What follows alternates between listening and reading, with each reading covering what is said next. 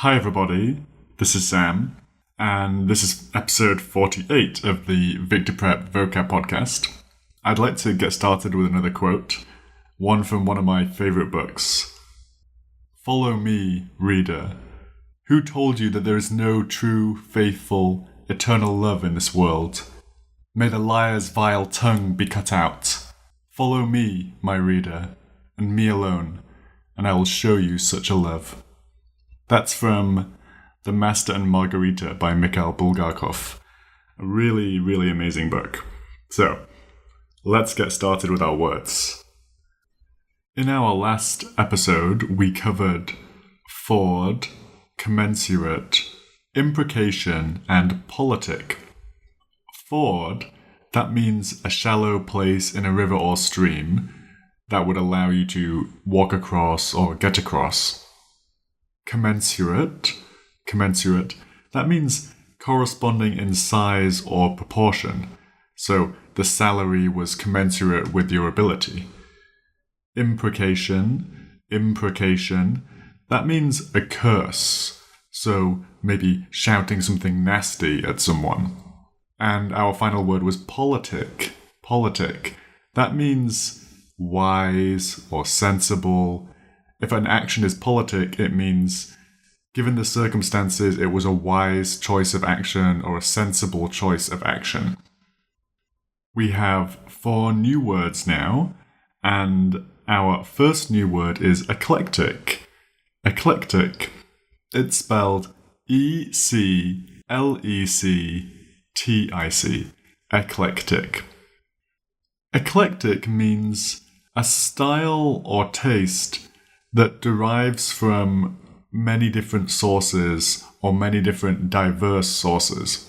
So, if your friend has an eclectic taste in music, for example, their taste maybe has bits of classical music in, rock music, African music, many different styles, many different genres perhaps.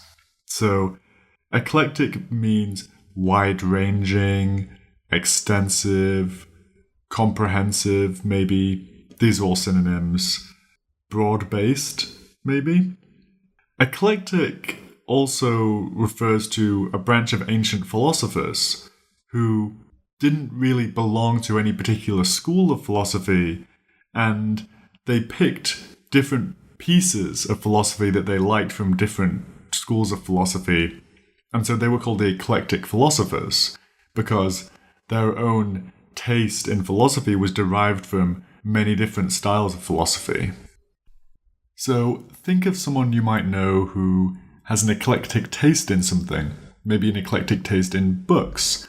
They read fiction, they read non-fiction, they read books from all different countries, different genres, different styles. They have an eclectic taste in books or reading. Our second word is disjointed.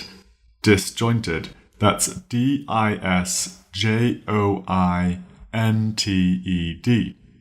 Disjointed. Now, we probably know what a joint is. A joint is something like a knee or a shoulder that connects our body parts together. So, if you imagine the word disjointed, you might be able to guess what that means.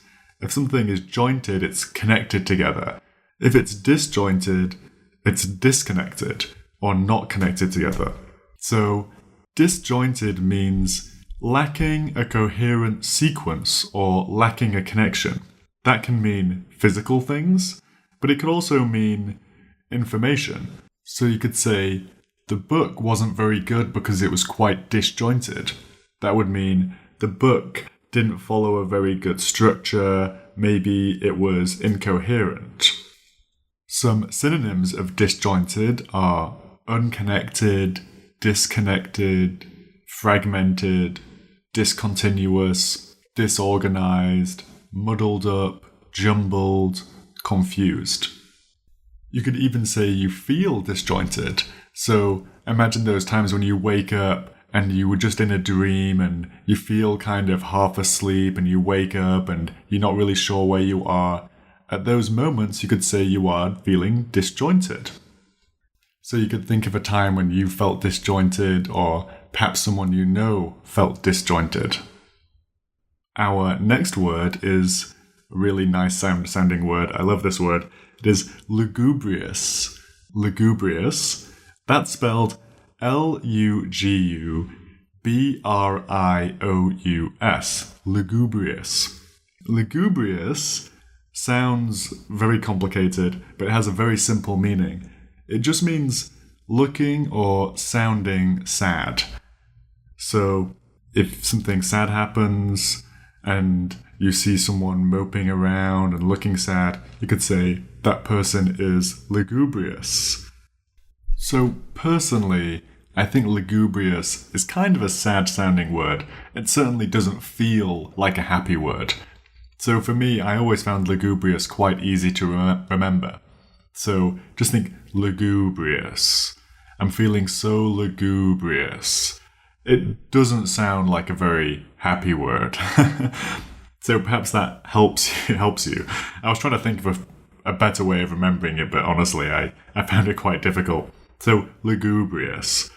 This sad sounding word, it means looking or sounding sad. It means mournful, gloomy, unhappy, glum, melancholy. And now our final word for today is Koda. Koda. And there's a reason it's the final word of today, because that's also kind of what it means. Koda means the concluding passage or the final passage of a piece or movement in music. Oh, and Koda is spelled C-O-D-A, Koda. So, as I was saying, Koda means the concluding passage of a piece or movement. Now, usually it's used in music, but it can also be used in dance too. And the word could also be used to describe the concluding piece of writing in a book. So the coda of a book could mean the final passage of the book. In general, while the word is specifically used in music and it has a specific meaning in music, you can also use the word in a general sense to mean the last part of something. So some synonyms would be conclusion, ending, finale, or postscript. Right then, those were our 4 words. Let's quickly review all the meanings.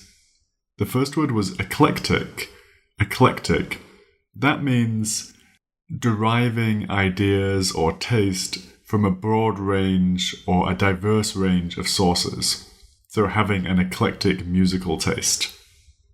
Disjointed. That means lacking a coherent sequence, means disconnected or fragmented or disorganized. Lugubrious.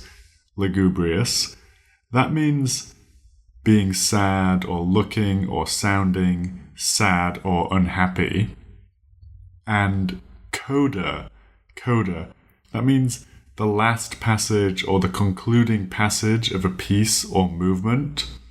Could also mean the ending to something. The conclusion of a novel could be the coda of that novel. Now we're going to do our test sentences. So I'll just give a sentence and you have to work out which word I'm referring to. Sarah's style was extremely varied, incorporating fashion trends from Paris, Milan, and New York. The final passage of the novel was beautifully written. It captured the spirit of the book completely.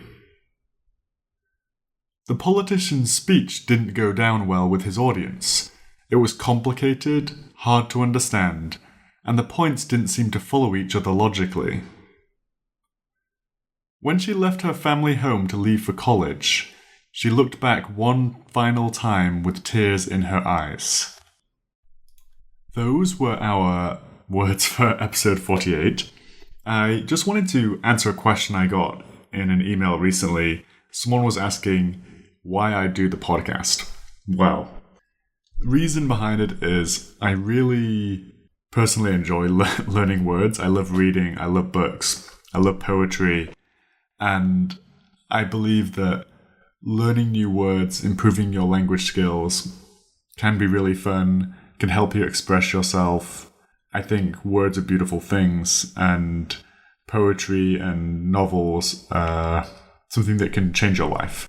And I'm excited to talk about them. And I'm excited for other people to learn. And I wanted to help people, basically. So that's why I do the podcast. And I enjoy doing it. And I really love the emails I get from everyone who emails me. And quite a few people do. So it does make me feel so good when people all around the world are listening to the podcast and enjoying it and learning, and doing that for free and helping people, makes me feel good too, obviously. So yeah, there's a lot of reasons, but that's kind of why. So if you do want to send me an email, you can email me at sam.fold@gmail.com. That's super welcome. And if you want to leave a review on the iTunes store page, that's also really appreciated. So thank you very much for listening, and I'll see you next time. Bye-bye.